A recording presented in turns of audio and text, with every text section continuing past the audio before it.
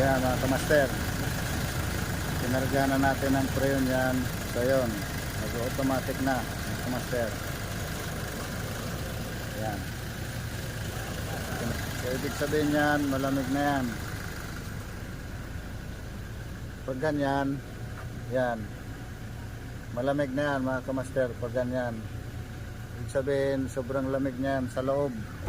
So yan, tingnan nyo yung salamin, malamig na mga kamaster.